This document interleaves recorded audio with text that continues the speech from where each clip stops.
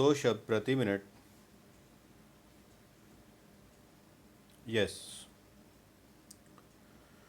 Lockdown का पहला चरण पूरा होने तक मामला हाथ से निकलता दिखा, और जहां ऐसा हुआ वहां देखिए कि किसे जिम्मेदार ठहराया गया।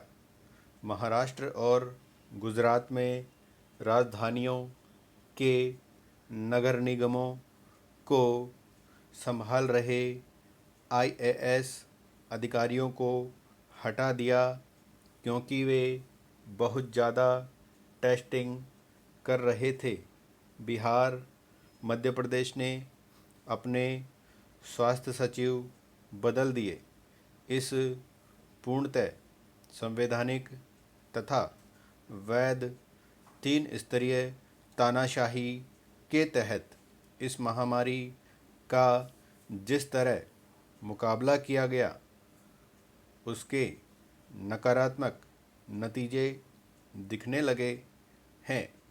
मानव जाति के इतिहास में पहली बार प्रकृति माँ ने पूरी दुनिया को अपने हाथों में ले लिया है।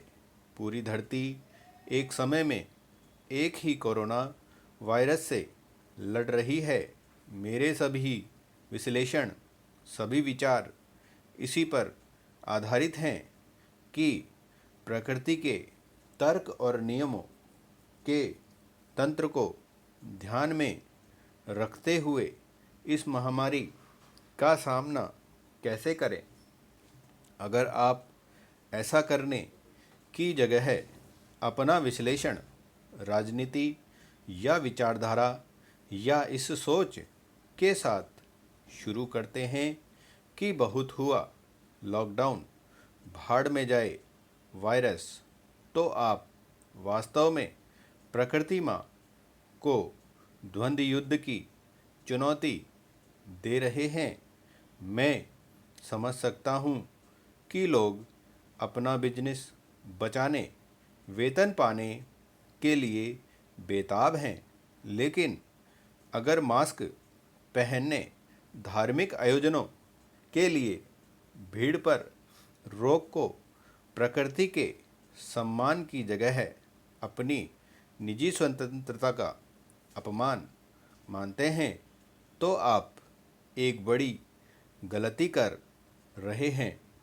हम याद रखें कि प्रकृति सिर्फ रसायन, जीव व भौतिक विज्ञान है, और जो इसे चलाता है वह है प्राकृतिक चुनाव। हर जीव की यही तलाश है, किसी पारिस्थितिक पनाह में खुद को बचाए रखना, फलना फूलना और अपना डीएनए अगली पीढ़ी को देने के लिए संघर्ष करना, ताकि वे उन जैसे न हो जाएं जिन्हें बनाने वाले के पास वापस भेज दिया गया है, और फिर वे लौटे नहीं। और वायरस भी यही करते हैं, वे बचे रहने की कोशिश करते हैं। उदाहरण के लिए, कोरोना चमगादड़ के साथ रहा, फिर उसे इंसान में पनाह मिल गई और वह ऐसे नुकसान पहुंचाने लगा जिससे हमारी जान जा सकती है। जब यह हुआ तो कोरोना प्रकृति माँ का एक और जरिया बन गया, यह देखने के लिए कि हम में से कौन ज़्यादा तंदुरुस्त है। प्रकृति माँ निर्मम भी है, वह उस ईश्वर की तरह नहीं है जिसकी इंसान पूजा करते हैं। प्रकृति हिसाब नहीं रखती।